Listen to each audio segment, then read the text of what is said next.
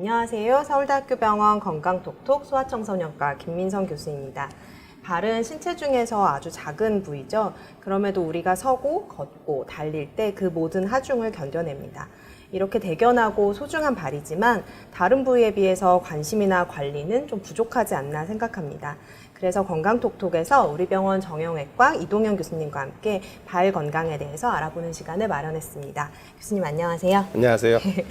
발 건강 첫 번째 시간인데요. 오늘 발목에 대해서 이야기해 보려고 합니다. 정말 사실 흔한 증상이라 뭐 발목을 접질린다라고 하기도 하고 삔다라고 하기도 하고 되게 어려운 말인데 염좌라고 하기도 하는데요. 정확히 어떤 건지 설명을 좀 부탁드립니다. 네, 발목을 접질린다는 것은 이제 발목에 그 균형을 잡아주는 중요한 인대들이 안쪽과 바깥쪽에 있거든요. 저희가 이렇게 발 그림을 가지고 설명을 해드리면 이게 발을 앞에서 보는 발목을 앞에서 보는 모습인데 외측에 있는 외측 복사뼈 주변에 인대가 한 3개 정도 중요한 인대가 있고 내측에도 여러 인대가 복합돼서 이제 인대가 있거든요. 이게 그러니까 오른발이죠. 네, 이게 오른발을 오른발이고, 앞에서 봤을 때요. 네, 이게 오른쪽, 왼쪽인 거죠. 그래서 우리가 보통 뭐 하이힐을 신는다든지 아니면 길을 걷다가 어떤 웅덩이 같은 걸 잘 못 봤다든지 했을 때 발목이 이렇게 접질리는 순간이 될 때 그때 외측에 있는 인대가 손상되는 거를 우리가 이제 염좌라는 표현을 쓰고 발목을 접질린다는 표현도 쓰고 또 삐었다는 표현, 다양한 표현으로 이야기를 하고 있습니다. 근데 이게 사실 똑같이 발목을 접질려도 어떨 때는 그냥 잠깐 이렇게 문지르면 좋아지는데 어떨 때는 정말 한참 가잖아요. 그런 차이는 어디에서 오는 건가요? 야구를 좋아하시는지 모르겠는데 야구를 볼 때 1대0으로 져도 진 거고 10대0으로 져도 콜드게임을 져도 진 거잖아요. 사실 우리가 인대 손상, 염좌, 발목 삐었다 이렇게 똑같이 표현을 하지만 사실 그 정도는 아주 천양지차입니다. 저희가 이제 인대가 중요한 인대가 한 3가지 정도 있다고 말씀드렸는데 그 중에 이제 제일 앞쪽에서부터 앞쪽 인대, 중간 인대, 뒤쪽 인대가 차례대로 다치게 되는데 우리가 보통 1도 인대 손상이라고 얘기할 때는 주로 앞쪽의 인대가 손상이 되고요. 그게 이제 심해지면 중간 인대까지 손상되고 더 심해지면 발목 골절이 일어나는 그런 연속적인 질환 중에 하나이기 때문에 사실 우리가 그냥 단순히 삐었다고 해서 다른 사람이 발목 삐었는데 좋아졌다고 해서 내가 발목 접질린 것도 금방 좋아질 수 있다 이렇게 생각할 수 있는 부분이 아닙니다. 이 손상의 정도에 따라서 다 각각의 치료 방법이 다르다고 생각하시면 되겠습니다. 그러면 아까 말씀해 주신 것처럼 이렇게 3가지 인대가 있는데 어디를 다쳤느냐에 따라서 달라지는 건가요? 얼마나 다쳤느냐라는. 보통은 이제 일반적으로 다치는 순서가 아까 정도를 말씀드렸는데 경도의 손상에서는 주로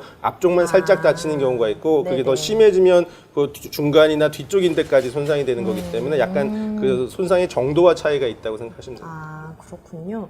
그러면 사실은 우리가 이제 접질릴 때 어떻게 접질리는지도 사실 넘어지는 사람은 잘 모르잖아요. 근데 그럴 때 그런 증상들을 보고 이거는 뭐 앞쪽 인대인 것 같다. 이거는 뭐 뒤까지 정말 심하게 손상된 것 같다. 이런 거를 증상을 보고 알 수 있나요? 증상을 보고 그것을 완벽하게 이제 평가하기는 좀 어렵습니다. 근데 서양에서 특히 이제 캐나다나 뭐 뉴질랜드나 오스트레일리아나 이렇게 의료기관이 가깝지 않은 그런 기관에서 주로 이제 어떤 경우에는 응급하게 병원에 찾아서 엑스레이를 꼭 찍어야 되는지 이제 나온 룰이라는 게 이제 오타와 룰이라고 하는 게 있습니다. 그래서 발목 캐나다 주변에 뭐 룰은 그렇게 만들어져 있는 게 그 중에서 뼈에 예를 들어서 이런 뼈의 부분, 복사뼈 부위를 눌러봤을 때 통증이 심하다든지, 뭐 안치기가 뼈가 심하게 부었다든지, 걸을 수가 없다든지, 뭐 이러면은 우리가 엑스레이를 찍어봐야 된다는 그런 이제 룰이긴 한데요. 일단은 우리가 걸기가 어렵고 걸을 때마다 통증이 심하다 그런다면 그럼 당연히 이제 병원을 찾아서 검사를 해봐야 되겠지만, 그냥 그런 증상만 가지고 어느 부위가 어떻게 손상되는지를 판가름하기는 좀 어렵습니다. 그래서 사실 그런 룰은 의료기관이 가깝지 않은 그런 데서 이제 하는 룰이고. 우리나라에서는 워낙에 더 쉽게 찾아가서 우리가 진료를 받을 수 있기 때문에 좀 더 경각심을 가지고 진료를 보는 게 오히려 더 좋을지 모르겠습니다. 네, 사실은 의료 체계마다 조금 차이가 있는 거니까요. 이게 사실 발목 접질리는 게 어른들도 많이 겪으시긴 하는데 활동량이 많은 아이들 막 뛰어다니다가 엄청 많이 접질리잖아요.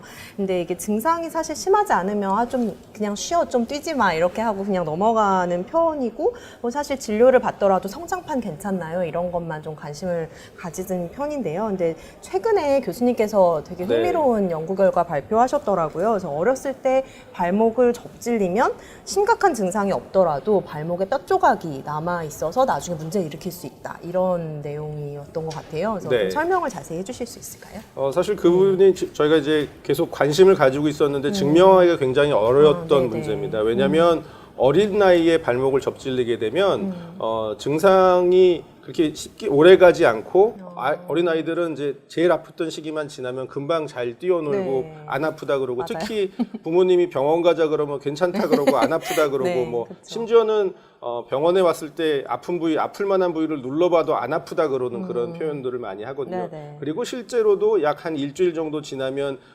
본인이 느끼는 그런 아픈 증상은 많이 가라앉기도 하고요. 네. 근데 저희들이 이제 어른 환자들을 치료하다 보면 이렇게 아까 발목이 접질린 후에 조금 틈만 나면 발목이 접질리는 그런 환자들을 자세히 보니까 발목에 뼈 조각을 가지고 있는 환자들이 굉장히 많은 거예요. 그래서 그 발목에 인대가 붙어야 되는 부위에 아까 세 개의 인대 얘기 네네. 말씀드렸는데 그 인대가 붙어야 되는 부위에 뼈 조각이 생겨 있고 그 사람들은 뭐 운동을 하다가도 접질리고 길을 가다가 접질리고 그러니까 굉장히 쉽게 접질리면서 발목에 연골이 손상이 되고 나중엔 관절염이 생기고 그런 합병증이 생기는 것들을 보고 네. 도대체 저 뼈 조각이 어디서부터 생겼을까를 이제 관심을 가졌습니다. 근데 그런 여러 가지 이번 연구를 통해 가지고 그게 어린 나이 때 발목이 접질린 후에 증상이 심하지 않아서 뭐 기부스라든지 이런 걸 안 하고 그냥 넘어갔던 환자들에서 그 환자들이 나중에 6개월 지나고 1년 지나고 보니까 그런 우리 발목이 자주 접질린 환자들에서 보았던 그런 뼈 조각이 생기는 걸 확인했다는 것이 그 연구의 제일 중요한 내용이고요. 그래서 그 내용은 우리가 어린이 환자에서는 발목 접질려도 인대 손상이 잘 안 된다는 게 그동안 알려진 얘기였거든요. 그래서 네네. 그게 아니라 발목 손상일 때 인대가 다치고 뼈 조각이 생겨도 엑스레이상 잘 안 보이는 거기 때문에 네. 보다 더 적극적으로 기부스 치료나 이런 것들을 더 철저하게 해야지만 나이가 들었을 때 후유증이 좀 더 적을 수 있겠다 이제 그런 내용의 연구였습니다. 아, 네. 되게 신기한 내용이네요. 네, 그 뼈 조각이라는 게 그러면 왜 생기는 거? 그러니까 아까 말씀드리는 이제 인대가 붙는 이제 뼈에 부착 부위가 네네네. 있거든요. 네. 여기서 보시면은 아마 한 아까 얘기한 전방 인대가 이렇게 붙기 때문에 네네네. 아마 요 끝 정도가 될 텐데요. 네네. 거기가 지금은 이게 딱 성인에서는 이렇게 뼈의 모양으로 되어 있잖아요. 네네. 그러니까 뼈로 붙어 있는 인대니까 거기가 상당히 튼튼해서 네. 인대의 중간이 많이 끊어지거든요. 아, 네네네. 근데 그런 어린아이의 경우에는 그 네. 부착 부위가 연골의 형태로 되어 있습니다. 네네. 연골의 형태로 되어 있으니까 연골이 약해가지고 그걸 이렇게 물고 떨어지는 건데요. 연골이 떨어졌으니까 엑스레이 찍어도 아무것도 안 나오는 나오고, 거죠. 예. 네. 그러니까 괜찮겠구나 하고 그냥 넘어가게 되는 건데 그게 결국에는 떨어졌던 연골이 제 위치에서 잘 아물어줘야지만 나중에도 뼈 조각이 안 생기고 후유증이 적게 생길 네. 거라는 것이 저희 연구의 이제 그러면 핵심 그런 내용입니다. 사람들은 여기가 떨어져 있는 상태로 그렇죠. 있는 그 거예요? 인대가 떨어져서 이쪽 뼈 조각에 붙어 있기 때문에 그러면 이 뼈와 이 원래 그 네네, 뼈 사이에 연결되어 붙어 있는 있어야 게 되는. 없기 때문에 더 쉽게 접질려지고 접질리고. 그런 상황이 아무리 물리치료를 열심히 하고 근육을 강화해도 호전이 되지 않는 경우가 많은 거죠.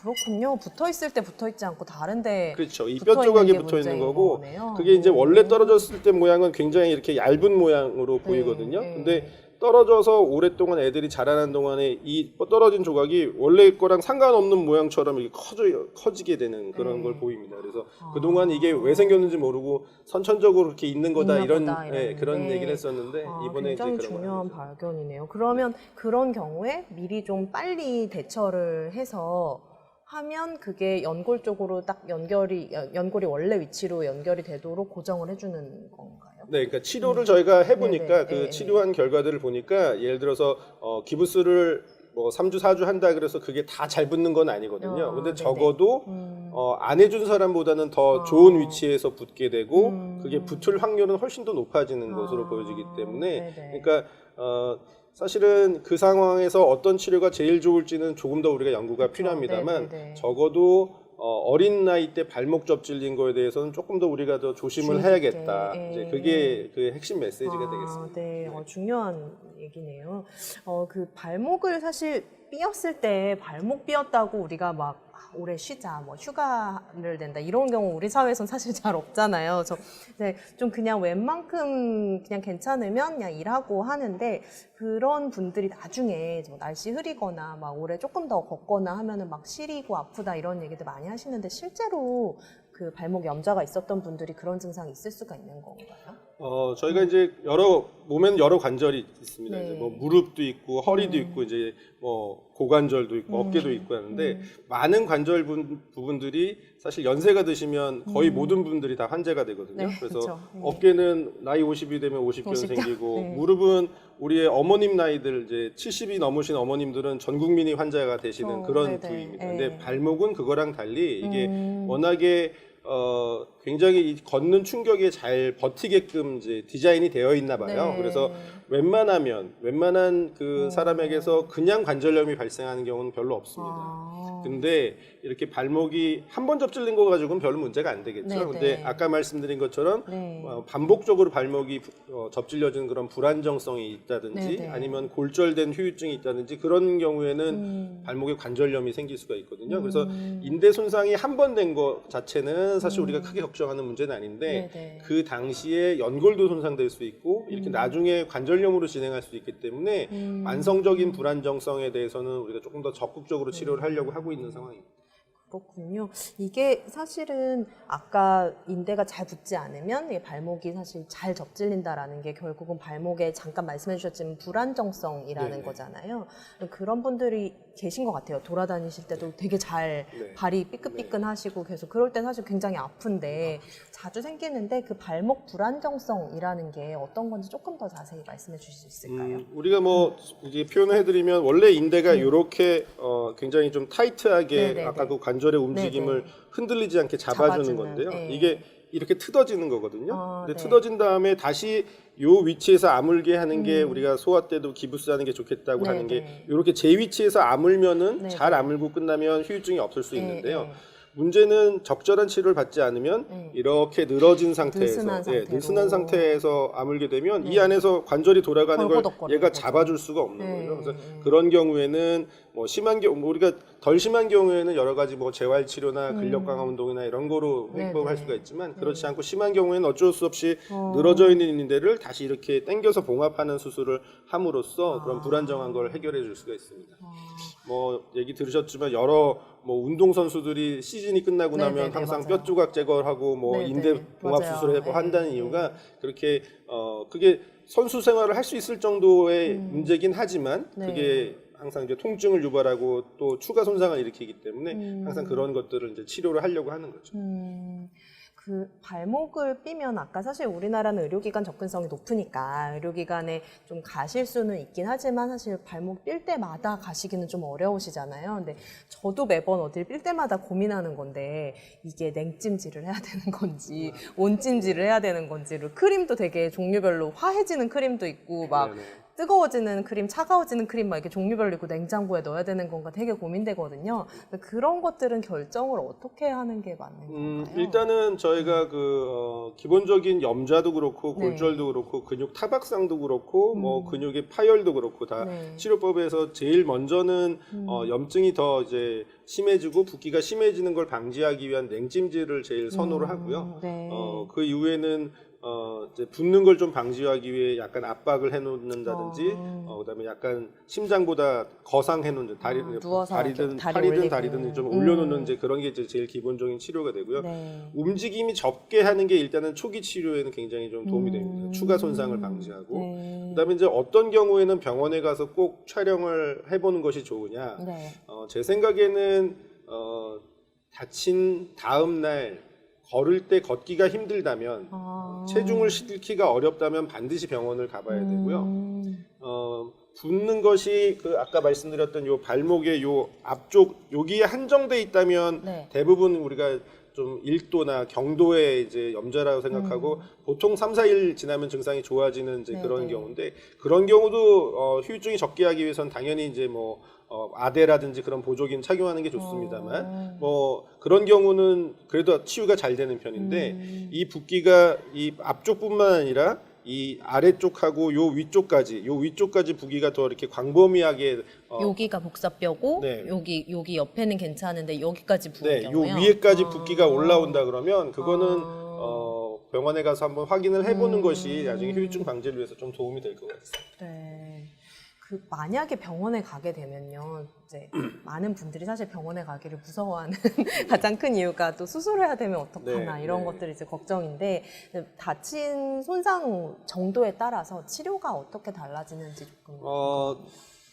이거는 사실 조금 전문적인 내용이긴 네네, 합니다만 저는 그동안 진료하면서 초기 발목의 인대 손상에 대해서 처음부터 수술한 경우는 아직 없었고요. 네네. 그렇게 하면서도 그 이후에 무슨 합병증이 남아서 우리가 뭐 추가적인 문제가 수술이 되거나. 필요한다든지 아니면은 치료법을 바꿔야겠다고 생각한다든지 그런 경우는 별로 없었습니다. 근데 네.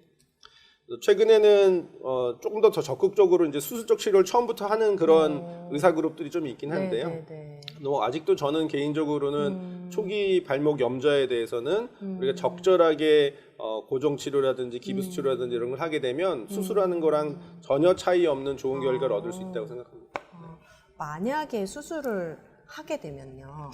수술을 하게 되면 이게 그 인대를 수술하게 되는 거잖아요. 그러면 뭐 상처를 많이 열고 하게 되는 건가요? 이제 그것도 다 이제 네. 어느 정도 어디까지 손상했냐에 따라서 완전히 네, 네. 다른 문제인데요. 네. 말씀드렸지만 저는 이제 그 급성 인대 손상은 수술을 수술 하진 안 않기 하시고, 때문에 예, 기부스만 하고 아까 말씀드린 적절한 초기 치료에도 잘 낫지 않은 경우나 아니면은 적절한 치료를 받지 못해가지고 불안정성이 남은 경우에만 네. 수술적 치료를 하거든요. 1단계 수술로서는 보통은 아까 이렇게 늘어져 있는 인대를 봉합하는 수술이니까 네네. 뭐 그렇게 큰 상처가 남지 않는 수술이 되고요. 네. 뭐 그것만으로 부족할 정도로 아주 불안정성이 심한 분들이라든지 네. 아니면은 뭐 저처럼 너무 비만해서 그런 간단한 방법으로는 불안정을 네네. 해결할 수 없는 네. 분이라든지 이런 네. 분들은 저희가 이제 다른 사람의 인대라든지 자기 인대 다른 부위를 띄어다가 이식하는 수술이 있기 때문에 그럴 때는 조금 수술이 커질 수 있겠습니다. 그 소염제 같은 걸 먹는 건 어떻게 생각하세요? 그때 좀. 네, 그거는 당연히 염증을 네네. 좀 줄이는 데도 도움되고 네. 증상 완화에도 도움되기 때문에 네. 적절한 정도의 그 소염제 사용은 뭐 큰 문제가 없다고 생각하고 저도 뭐 네네. 권장하는 편입니다. 네. 그러면 약간 증상 조절에도 도움이 네, 되는 네. 걸로. 네. 저희 사실 이제 수술도 있지만 요즘은 주사를 맞고 오시는 분들도 꽤 많은 것 같아요. 네, 이제 네. 그럴 때 무슨 인대 강화 주사라는 것들도 있던데 그런 거에 대해서는 좀 설명 부탁드립니다.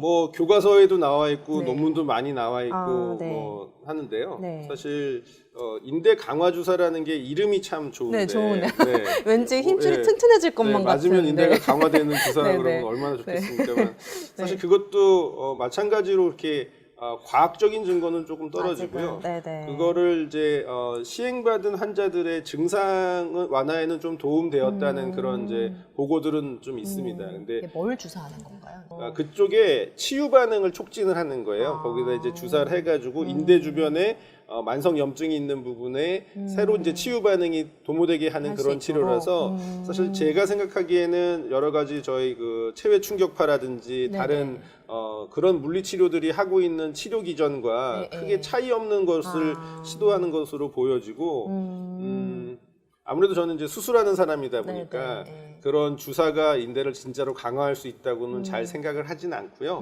근데 환자분들의 증상 완화에는 분명히 좀 도움되는 부분이 있는 것 같습니다. 어떻게 하면은 조금 발목 비는 부상을 좀 막을 수 있을까? 안 걸리는 게 제일 중요하니까요. 네. 조언 부탁드립니다. 네.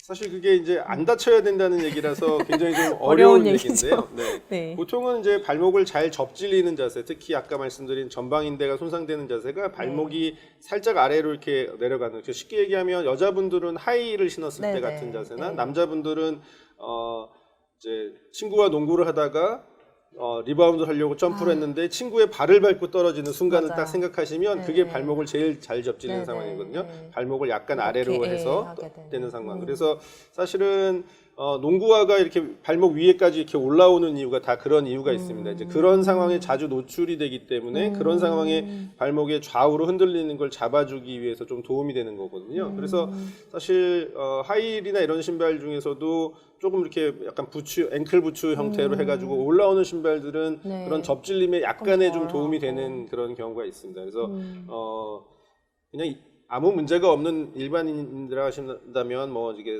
필요할 때마다 필요한 신발 신는 건 다 괜찮겠지만 본인이 약간의 발목이 좀 인대 손상이 있었던 적이 있었고 본인 생각하기에 불안정성이 좀 있다고 한다면 그런 신발 선택할 때 좀 그런 이제 외상을 방지할 수 있는 신발을 신는 것이 제일 중요할 것 같습니다.